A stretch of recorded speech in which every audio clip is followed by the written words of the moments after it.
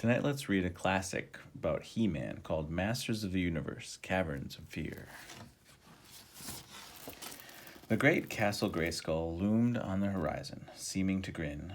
Locked within the fortress since the time of the Elders were the mystical secrets of ages past.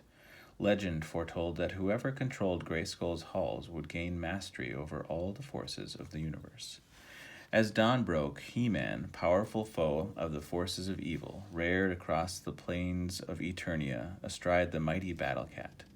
For the moment, at least, the strife-torn planet seemed almost peaceful, so He-Man seized the time to give the fighting tiger a vigorous workout. "What's this?" cried He-Man. "Why are you stopping?" He-Man spied a well then, not far from the castle wall. "Battle Cat wants a drink, does he?" said He-Man, "just like any spoiled kitten. Perhaps I will trade you for a Wind Raider." Battle Cat growled a pitiful growl. "Oh, very well," laughed He-Man, and he drew up a bucket of water. Clang, crash, what is this I hear? As Battle Cat drank, strange sounds emerged from the well. Warriors in combat? We shall soon see. At the bottom of the well, He-Man found a rushing stream. Beyond the stream was a passage, low and dark. "Caverns!" exclaimed He-Man. "Once I heard it whispered that there were caves under Castle Grayskull, caves so deep that a man might be lost in them forever. The tale is true." He-Man started toward the tunnel. Suddenly, a monstrous shape rose from the water behind him. It was Merman, the dreaded Sea Lord. He tried to drag He-Man under the surface of the stream. "Back, you monster!" shouted He-Man, knowing even as he spoke that the evil Skeletor could not be far away. But the foul sea demon clung fast. He-Man was too close to swing his power sword, but he managed to free one arm, which he brought down on Merman's head. Merman fell into the stream, stunned. The current caught him and carried him away. He-Man raced into the black and beckoning passageway. Somewhere in the caverns ahead, there was a battle going on. Moments later, He-Man found himself entering a huge underground chamber. In that chamber, He-Man saw his arch-enemy Skeletor, Lord of Destruction. He was battling the warrior maiden Teela, who had seen him steal into the well and followed him into the caverns. "He-Man, thank heaven you're here," Teela cried. "Skeletor plans to enter Castle Grayskull through this cavern." But as He-Man started forward, Skeletor's dreadful ally, Beastman, leaped at him from above. "Oof, you'll not stop me this day, Beastman." Beastman reeled backward toward a deep pit in the floor of the cave. He teetered there for a moment and then fell. He-Man snatched his sword from the dust where it had fallen and found himself face to face with Skeletor. "Once again you interfere with my plans, He-Man. This time I will put an end to your meddling forever." The very ground shook as the swords of power clashed in battle.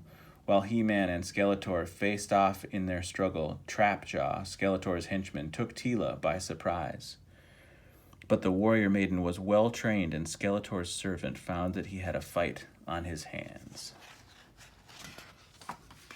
Soon, however, Trapjaw regained the advantage. He seized Teela and swung around to face He-Man. "Yield, He-Man," he threatened, as his steel arm tightened around her body. "Release her," boomed a voice from the mouth of the tunnel. Trapjaw turned to find Man-at-Arms approaching, swimming his mace. An instant later, Stratos, the winged warrior, soared into the cavern. With split-second timing, he lifted Teela out of harm's way.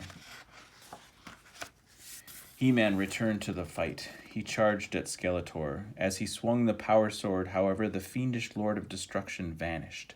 A green mist hung where he had stood. There seemed no end to his magic powers. "We are safe for now, my friends," said He-Man. "Thanks to you, Skeletor has fled. He has no stomach for even fights. Still, we must make sure no one ever tries to enter Castle Grayskull this way again."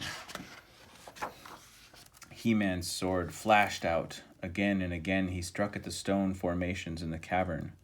There was a rumbling from above. The earth trembled as the walls began to cave in. The Masters of the Universe fled down the dark passageway to the well. Behind them, the caverns echoed and boomed as they filled with rocks and dirt. The underground passage to Castle Grayskull was gone now, sealed forever. Battle Cat was waiting at the top of the well. "You are a faithful animal," said He-Man, waiting patiently all this time.